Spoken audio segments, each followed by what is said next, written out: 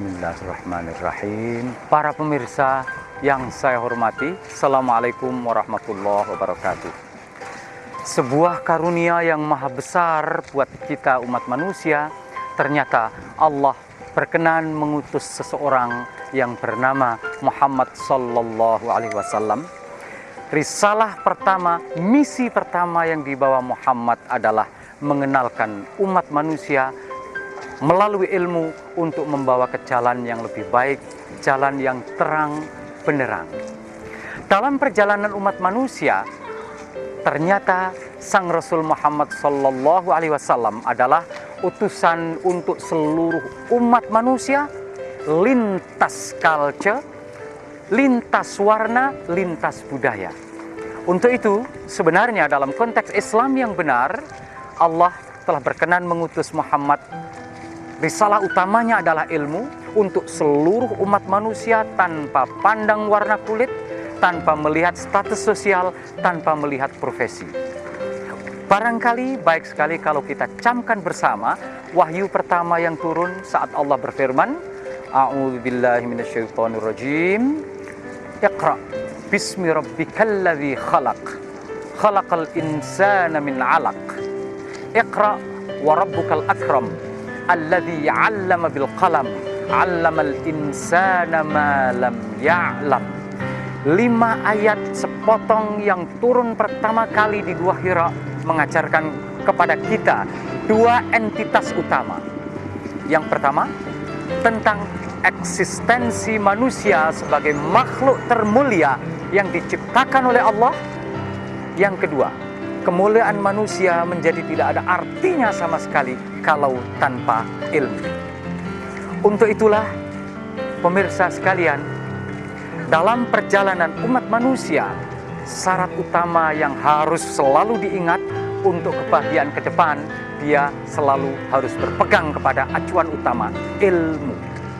Ilmu adalah anugerah yang termahal yang telah dikaruniakan Allah kepada seluruh umat manusia. Para pemirsa yang saya muliakan, dalam konteks ini ada baiknya kalau kita coba dengarkan bagaimana para ulama, bagaimana para saintis, baik muslim maupun bukan muslim, mereka melihat bahwa kehadiran Sang Rasul Muhammad sallallahu alaihi wasallam adalah ibaratnya merupakan sebuah rebirth of human being, sebuah kelahiran ulang bagi umat manusia.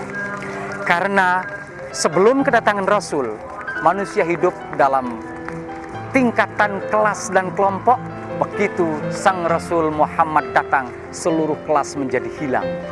Yang ada hanyalah satu, kualitas seseorang saat memiliki ilmu atau tidak. Untuk itu, kelahiran ulang umat manusia ini seolah-olah Sang Rasul mengingatkan bahwa manusia hidup harusnya berorientasi prestasi.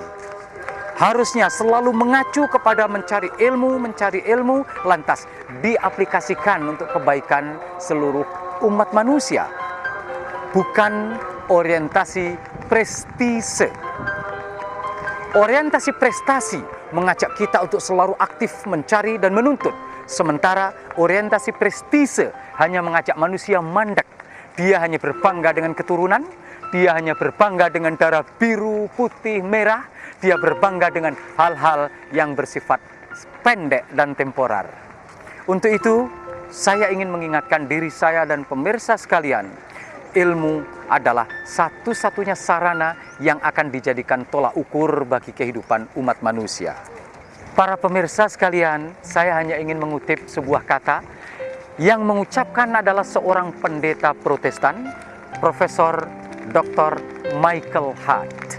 Dalam karya beliau yang monumental, judul bukunya The Hundreds, 100 tokoh dunia yang paling luar biasa pengaruhnya. Ternyata Michael Hart, walaupun pendeta Protestan, beliau tidak meletakkan Jesus Christ nomor 1. Tidak pula Moses, Nabi Musa, tidak. Tapi manusia yang paling berpengaruh di dunia nomor 1 adalah orang yang bernama Muhammad sallallahu alaihi wasallam. He is the only man in history who has successfully on worldly and religiously world. Hanya satu orang dalam dunia yang berhasil menyelamatkan umat manusia, dialah yang bernama Muhammad. Sumber keberhasilannya adalah kunci utamanya ilmu. Setiap ilmu bagi seorang muslim dan untuk seluruh umat manusia dibarengi dengan amal. Perpaduan antara ilmu dan amal inilah yang akan mengangkat harga seseorang.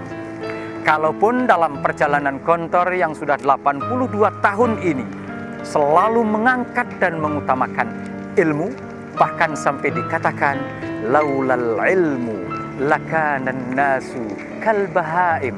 Kalau bukan karena ilmu, manusia dan binatang sama sekali tidak akan ada bedanya. Untuk itu, para pemirsa sekalian yang amat saya cintai, marilah kita tumbuhkan dalam diri kita spirit of inquiry. Sebuah semangat untuk selalu mencari yang terbaik dengan ilmu.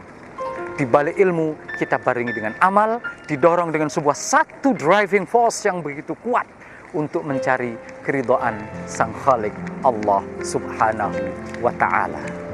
Demikianlah barangkali uraian singkat tentang pentingnya arti ilmu. Mudah-mudahan dalam kesempatan lain kita bisa berjumpa.